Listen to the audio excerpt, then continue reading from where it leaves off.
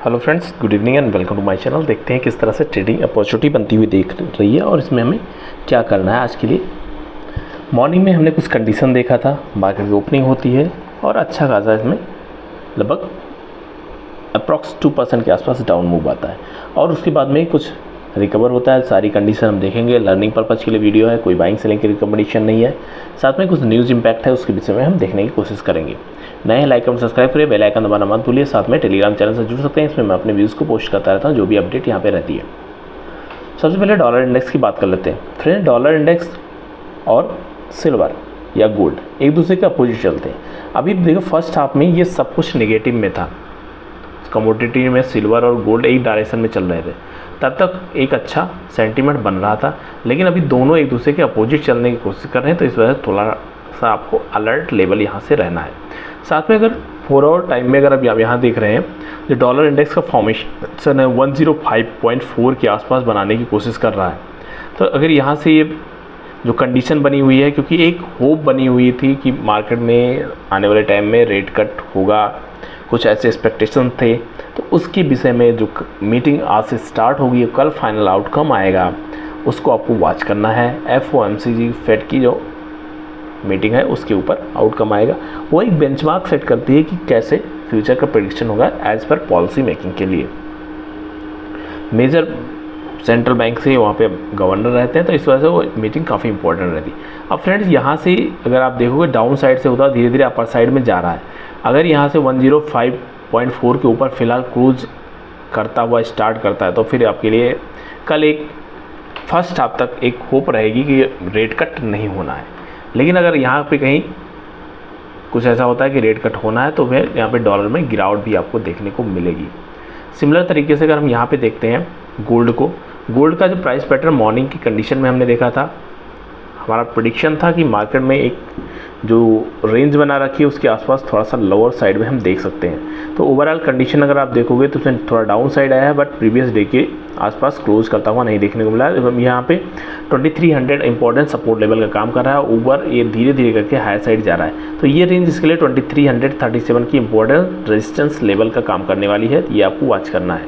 Next अगर gold की बात कर लेते हैं, गोल्ड की ओपनिंग थोड़ी डाउन साइड होती है। डाउन साइड होने के बाद में दोबारा से एक सपोर्ट बनाने के बाद में 3 कैंडल पॉजिटिव डायरेक्शन में बनाया है। लेकिन as compared to silver, dollar थोड़ा सा यहाँ से पॉजिटिव पिछले 2 दिनों से ज़्यादा पॉजिटिव है, बट अभी सिल्वर में कुछ ऐसा मूव होता हुआ नहीं देखने को मिला। उसके पीछे कुछ और रीज़न है, उसके विषय में भी हम देखेंगे। लेकिन उससे पहले अगर आप यहाँ पे देख लेते हैं जो सिल्वर का कॉमेक्स है, कॉमेक्स के लिए ऑलरेडी जो $29 के आसपास तक का रेंज है, ये इंपॉर्टेंट सपोर्ट का काम करने वाला है।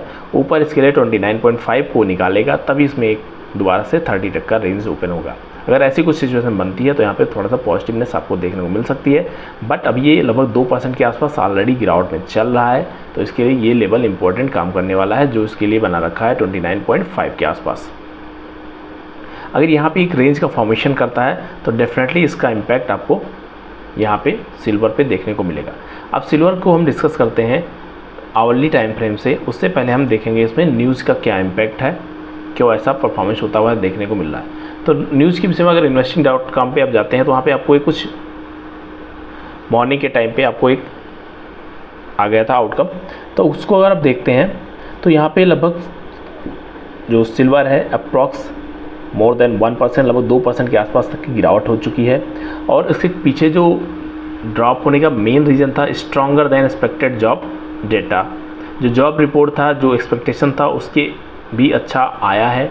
तो अगर लोगों को जॉब मिल रही है तो फेड के लिए उतना कंसर्न नहीं है, क्योंकि उसके ट्रेजरी पे इतना ज़्यादा लोड नहीं पड़ेगा, क्योंकि लोगों को काम मिल रहा है, काम मिलेगा तो फिर लोगों को उतना अनएम्प्लॉयमेंट की प्रॉब्लम नहीं होगी। इस वजह से यहाँ से थोड़ा सा होप बना हुआ है। साथ में जो सिल्वर का गिरने का कारण है impose 50% traffic on Chinese import of solar cell, जैसा हमने प्रीवियस वीडियो में भी डिस्कस किया था। जो सिल्वर है वो मल्टीपल यूज़ में आता है एज़ कम्पेयर टू गोल्ड। इस वजह से जब से ये इम्पोज हुआ है तभी से सिल्वर में थोड़ी सी डिमांड कम होती हुई देखने को मिली है।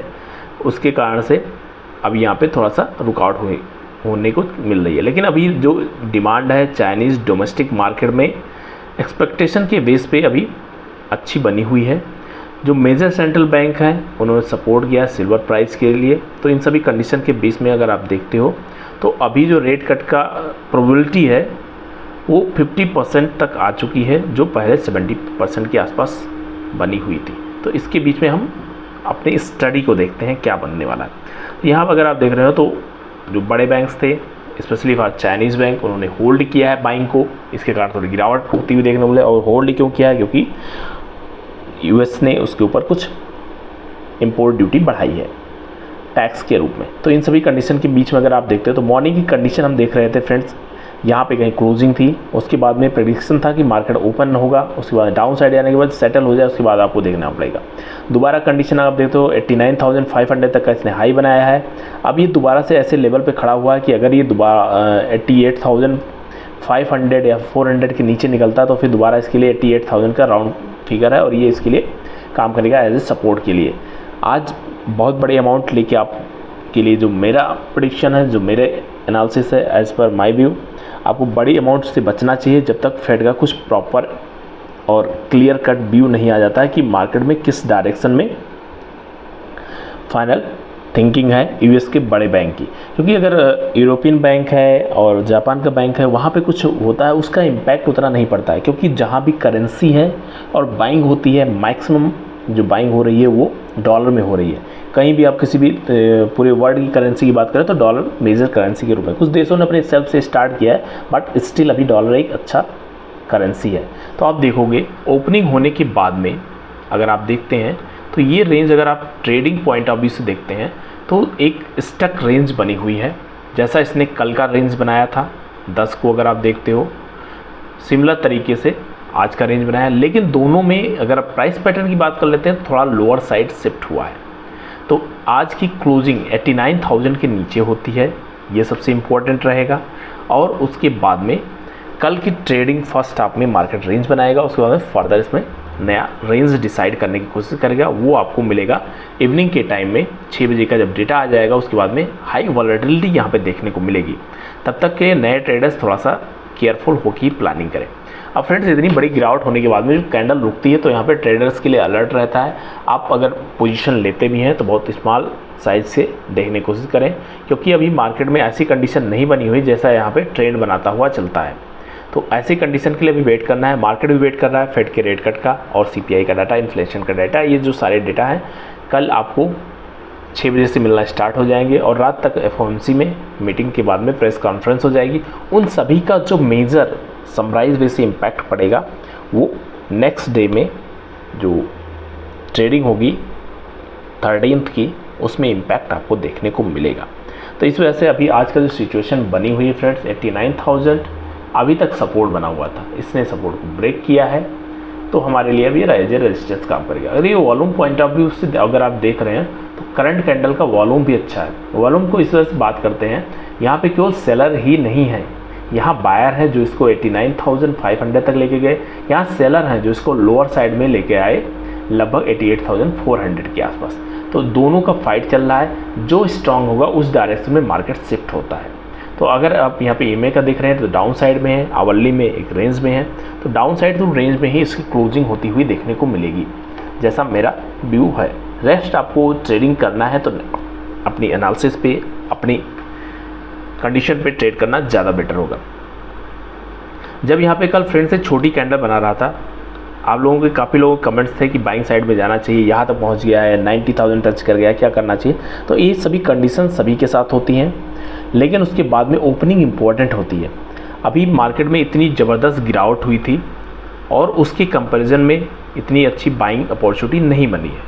फर्दर अगर आज की जो ये पूरी ट्रेडिंग है, अगर इस बाइंग कैंडल के ऊपर जाके क्लोज कर देती है, जो हम नेक्स्ट स्टडी करेंगे उसमें देखेंगे, और इसका क्लोजिंग 88,600 पे अभी ट्रेड कर रहा है, 89,000 के नीचे भी अगर ट्रेड करना है, यहाँ भी कहीं क्लोज करता है 88 से लेके 89 के बीच में कहीं क्लोज करता है, जो इसने आज का लो बनाया इसके लेके 89,000 के बीच में क्लोज करता है, तब भी हमारे लिए एक होप बनी रहेगी कि 87,450 का लेवल आ सकता है। अगर कुछ फेड का मीटिंग में कुछ नेगेटिव इम्पैक्ट मिलता है तो जैसा इसने प्राइस पैटर्न बना रखा है आप ये देखोगे तो एक डाउन साइड का चैनल बनाता हुआ जा रहा है। तो इस चैनल को हम फॉलो करेंगे और अपनी स्टडी को बिलीव करते हुए चलेंगे। मैं यहाँ से एक चैनल आपके लिए ड्रा कर देता हूँ, क्या बनता हुआ जा रहा है। अगर इसको हम देखते हैं सिंपल, जो कंडीशन बना रखी है इस टॉप को मैं मिलाता हूँ और इसकी बॉडी को ले लेता हूँ, तो ये एक कैंडल बन गई डाउन साइड के लिए। नेक्स्ट अगर ट्रेंड की बात कर लेते हैं तो इसके प्रीवियस कैंडल से ऐसा कुछ फॉर्मेशन करता हुआ जा रहा है। दोनों को पैरेलल ड्रा करते हैं, ज़्यादा बेटर रिजल्ट बनने की चांसेस आएंगे। तो इस तरह से कंडीशन अगर आप देख रहे हो तो एक चैनल का फॉर्मेशन करता हुआ 87,500 तक का लेवल इसको देखना चाहिए। उसके बाद में फर्दर डिसाइड करेगा क्या करने वाला। अगर 86 के आसपास आता है और कुछ पॉजिटिव इम्पैक्ट बनता है तो डेफिनेटली वहाँ से अच्छी अपॉर्चुनिटी हो सकती है।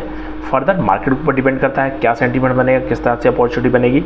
बाइंग साइड वाले अभी अलर्ट लेवल पर रहें। थैंक यू, मिलते हैं नेक्स्ट वीडियो में। Happy trading and happy learning.